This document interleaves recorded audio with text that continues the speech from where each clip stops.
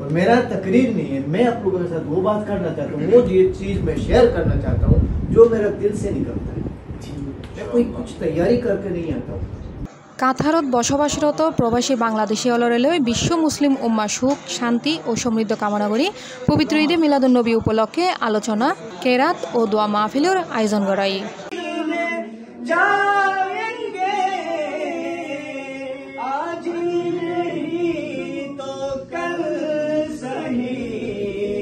কাতারের মাজার এলাকাত অনুষ্ঠিত ব্যবসায়ী ব্লু কালার গ্রুপের চেয়ারম্যান আব্দুল সালামের আয়োজনে অংশ লয় বহু প্রবাসী।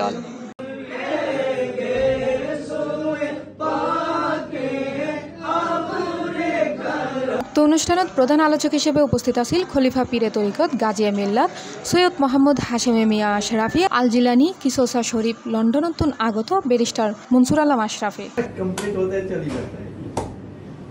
वो तकरीर कभी कभी आपका दाएं तरफ से आता है और बाएं तरफ से निकल जाता है जी। और मेरा तकरीर नहीं है, मैं आप लोगों के साथ वो बात करना चाहता हूँ, वो ये चीज़ मैं शेयर करना चाहता हूँ जो मेरा दिल से निकलता है।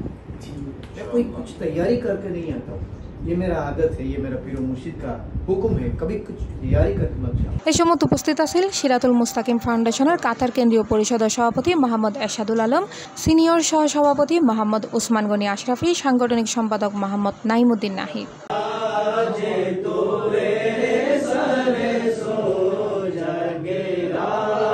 এছাড়া আরও উপস্থিত আছিল সিরাতুল মুস্তাকিম ফাউন্ডেশনের মাইজার শাখার আহ্বায়ক মোহাম্মদ তারিকুল ইসলাম চৌধুরী সহ আরও বোধকেও।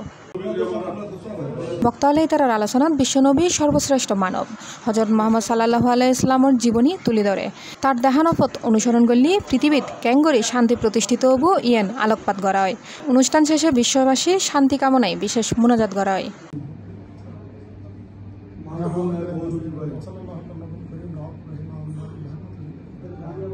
C plus TV, Chittagong.